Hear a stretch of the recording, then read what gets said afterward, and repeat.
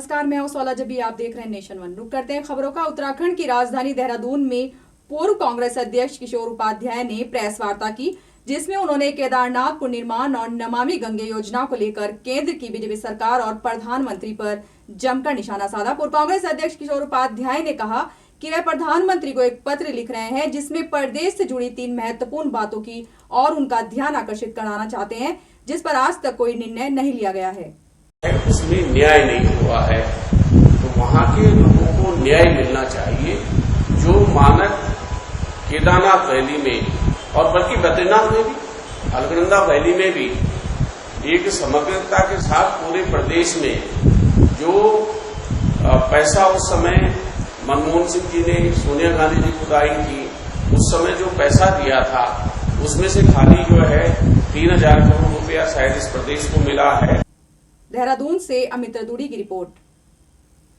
झारखंड के धनबाद में डीआरडी की बैठक का आयोजन किया गया, जहां इस बैठक में बजट और प्रधानमंत्री आवास योजना पर खास चर्चा हुई। वहीं पार्षदों ने अधिकारियों पर अपनी मनमानी चलाने का आरोप भी लगाया। आपको बता दें कि पूर्व में स्टैंडिंग कमेटी में पास कराई 17 करोड़ राशि पर स्वीकृति प्रदान की गई। वहीं नगर आयुक्त ने कहा कि आज की बैठक विशेष रूप से बजट पर थी, जिसे राज्य सरकार को भेज दिया जाएगा और वहां स्वीकृति मिलते ही विकास कार्य शुरू करवा दिए जाएंगे।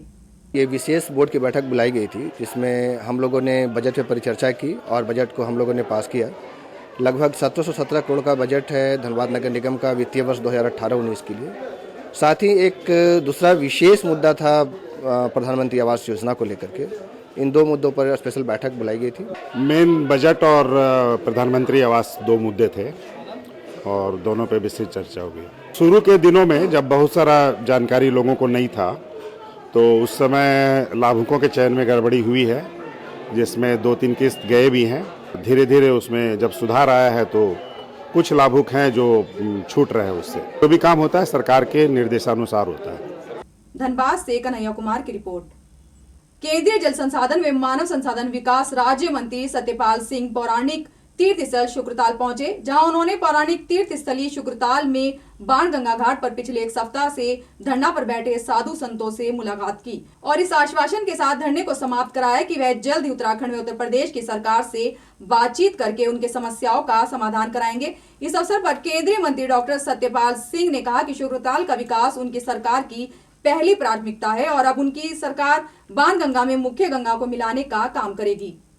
पिछले लगभग इस 7 दिनों से शुक्रताल के अंदर यहाँ की गंगा समिति, यहाँ के साधु संत एक धरने पर बैठे हुए थे, क्योंकि शुक्रताल के अंदर जो बहने वाली बाणगंगा है उसके अंदर पानी की धारा जो है बहुत कम हो गई।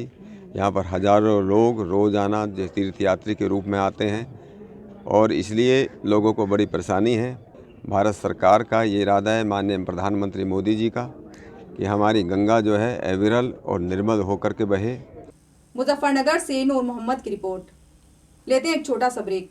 हाँ, मैं मांगलिक हूँ और मैं 30 साल की होने जा रही थी। Then I found mangliks.com, शादी योग्य मांगलिक लड़के लड़कियों की एक अकेली जेन्युइन वेबसाइट। इसमें है 1 लाख से ज्यादा मांगलिक प्रोफाइल्स और रजिस्टर करना फ्री और एकदम आसान। अब अपना मांगलिक लाइफ पार्टनर सर्च करें, मैच करें और mangliks.com पर पाएं अपना मनपसंद जीवन साथी।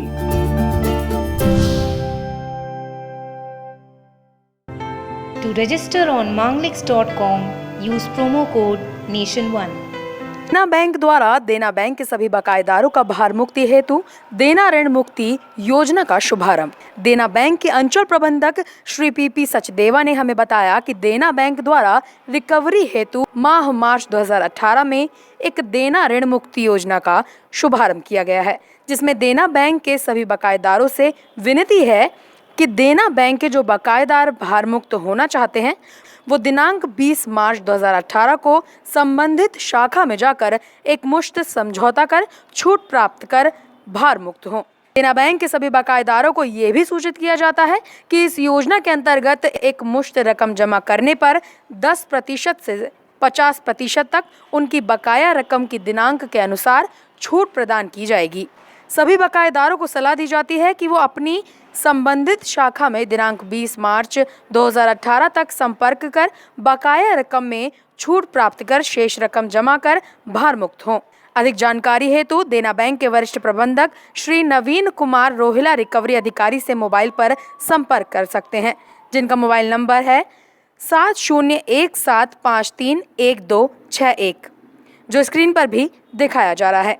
ब्रेक के बाद आपका स्वागत है। रुक करेंगे अगली खबर का। रुद्रपुर किसानों ने सिडकुल स्थित एक फैक्ट्री के आगे खाद से भरे ट्रक को पकड़कर पुलिस के हवाले कर दिया। गौरतलब है कि कुछ दिनों पहले भी फैक्ट्री से खाद का भरा ट्रक पकड़ा गया था और जांच के बाद 4 कंपनियों पर मुकदमा भी पंजीकृत किया गया था। वहीं दोबारा ऐसा ही एक मामला सामने आया है, जिसमें ग्रीन प्लाई सप्लाई होने वाली एक ट्रक खाद को स्थानीय किसान बलविंदर सिंह संधू ने पकड़कर पुलिस के हवाले किया। वहीं इस मामले पर किसान का कहना है कि पुलिस प्रशासन और कंपनी के अधिकारियों की सांठगांठ के कारण किसानों के हक पर डाका डाला जा रहा है और कोई कार्यवाही नहीं की जा रही है। प्लाईवुड फैक्ट्रियां हैं, इतने 4-5 फैक्ट्रियां जिन्नियां भी हैं, सारियां यूरिया किसानां दी खपत हो रही है। और कई बार पहलों मैं 2-4 पहलों भी गड्डियां 3-4 सीज हो चुकी हैं। ग्रीन दे विच भी लिखी हुई यूरिया दे भी कट्टे सी, वो भी फड़ी गई है, लेकिन कोई भी किसी दे विच कंपनी दे किसी भी कर्मचारी दे उत्ते हाले तक कोई कार्रवाई नहीं हुई। रुद्रप्रयाग से दीपक कुकरेजा की रिपोर्ट।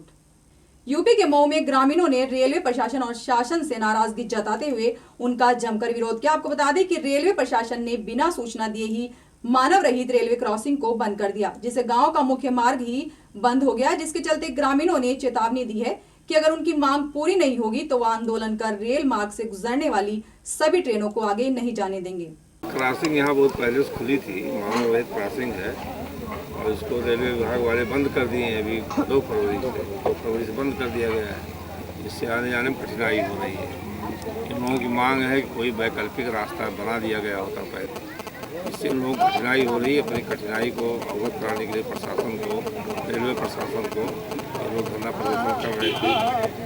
समझा बुझा के धरना प्रदर्शन समाप्त किया गया है, इसका ज्ञापन भी अभी दिया जाएगा।